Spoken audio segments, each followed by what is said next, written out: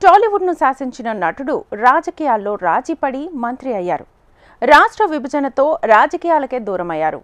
అన్నచాటు తమ్ముడిగా ఎదిగిన మరో నటుడు అన్నకు మించిన తమ్ముడిగా రాజకీయాల్లో సత్తా చాటుతున్నారు. అయితే రాజకీయాలకు దూరమైన ఆ స్టార్ హీరో తాజాగా రాజకీయ విందుల్లో కనిపించడంతో మళ్లీ పొలిటికల్ సినిమా చూపిస్తారేమోనన్న టాక్ నడుస్తోంది. ఎన్డీఏ సర్కార్ ఏర్పాటు సమయంలో సంక్రాంతి సంబరాల్లో ప్రధాని పక్కనే కనిపించడంతో కాషాయ పార్టీ కండువా కప్పుకుంటారేమోనన్న చర్చ పొలిటికల్ సర్కిల్స్లో చక్కర్లు కొడుతోంది. మెగాస్టార్ చిరంజీవి బీజేపీలో చేరుతున్నారా? మెగాస్టార్ ని కమలం పార్టీలోకి ఆహ్వానించేందుకు ఆ పార్టీ ఉత్సాహం చూపుతోందా అంటే అవుననే సమాధానాలే ఎక్కువగా వస్తున్నాయి. చిరంజీవి పొలిటికల్ ఎంట్రీపై ప్రధాన మీడియాతో పాటు సోషల్ మీడియాలో కూడా చర్చనీయాంశంగా మారింది. దీనికి కారణం కూడా లేకపోలేదు. ఇటీవల చోటు చేసుకున్న కొన్ని సంఘటనలే చిరంజీవి పొలిటికల్ రీ ఎంట్రీకి ఊతమిస్తున్నాయి. ఊహాగానాలకు తెరలేపే. చిరంజీవి సోదరుడు ఎన్డీఏ కూటమి సర్కార్లో ఏపీ డిప్యూటీ సీఎం అయిన నాటి నుంచి చిరంజీవి పొలిటికల్ సెకండ్ ఇన్నింగ్స్ పై తెగ చర్చ సాగుతోంది. ఆంధ్రప్రదేశ్లో కూటమి సర్కారు ఏర్పడటంలో పవన్ కళ్యాణ్ చొరవ, ఎన్నికల ప్రచారంలో పడ్డ కష్టం, టికెట్ల కేటాయింపులో త్యాగం ఎవరూ మర్చిపోలేనిది. దీంతో ఎన్డీఏలో పవన్ కళ్యాణ్ కు ఎక్కడలేని మైలేజీని తెచ్చిపెట్టింది. కూటమి సర్కారు ఏర్పడ్డ నాటి నుంచి బీజేపీ నిర్వహించే అన్ని కార్యక్రమాల్లో చిరంజీవి చురుకుగా పాల్గొంటున్నారు. ఇటీవల ఢిల్లీలో కేంద్ర మంత్రి కిషన్ రెడ్డి ఏర్పాటు చేసిన సంక్రాంతి వేడుకల్లో చిరంజీవి స్పెషల్ అట్రాక్షన్ గా నిలిచారు. ఎంతో మంది ప్రముఖులు కార్యక్రమానికి హాజరైన ప్రధాని మోడీ చిరంజీవిని పక్కనే కూర్చోబెట్టుకోవడంతో ఏదో జరిగిపోతుందన్న చర్చ జరుగుతోంది. 2009 ఎన్నికలకు ముందు చిరంజీవి ప్రజారాజ్యం పార్టీని స్థాపించారు. నాటి ఎన్నికల్లో ప్రజారాజ్యం పోటీ చేసినప్పటికీ ఆ పార్టీకి కేవలం 18 సీట్లే వచ్చాయి. సొంత పార్టీ పెట్టుకుని అనుకున్న లక్ష్యాలను చేరుకోలేకపోయారు చిరంజీవి. అనంతరం జరిగిన పరిణామాల నేపథ్యంలో ఆ పార్టీని కాంగ్రెస్ లో విలీనం చేశారు. కాంగ్రెస్ పార్టీ నుంచి కేంద్ర మంత్రిగా పనిచేశారు. రాష్ట్ర విభజన తర్వాత ఆయన రాజకీయాలకు దూరంగా ఉన్నారు. రాజకీయాలకు దూరంగా ఉంటూ తనకి ఇష్టమైన సినిమాల వైపు వెళ్లి బిజీగా ఉన్నారు. అయితే రాజకీయాల్లో చిరుకు సాధ్యం కానిది ఆయన తమ్ముడు పవన్ కళ్యాణ్ సాధించడంతో మళ్లీ మెగాస్టార్ రాజకీయాలపై ఆసక్తి చూపుతున్నారనే చర్చ మొదలైంది.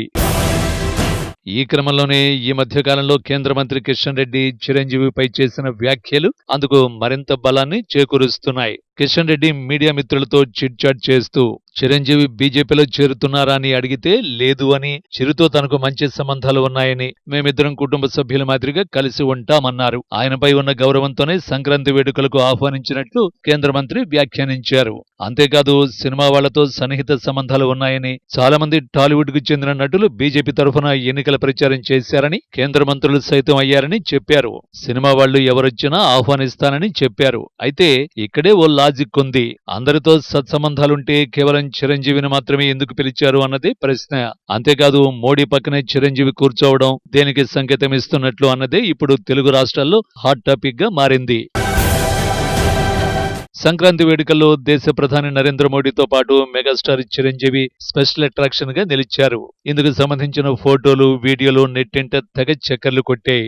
చిరంజీవికి మోడీ ఎంతో ప్రాధాన్యమివ్వడం చర్చనీయాంశంగా మారింది. చిరంజీవి బీజేపీలో చేరుతున్నారంటూ ప్రచారం ఊపందుకుంది. ప్రముఖుల కోటాను ఉపయోగించి బీజేపీ పెద్దలు చిరంజీవిని రాజ్యసభకు పంపొచ్చనే ఊహాగానాలు తెరపైకొచ్చాయి. చిరంజీవి ప్రతి అంశానికి ముఖ్యమంత్రుల వద్దకు వెళ్లడం పవన్ కు నచ్చడం లేదని టాక్. తన సోదరుడి స్థాయికి, హుందాతనానికి అది దెబ్బ అని పవన్ భావిస్తున్నట్లు సమాచారం.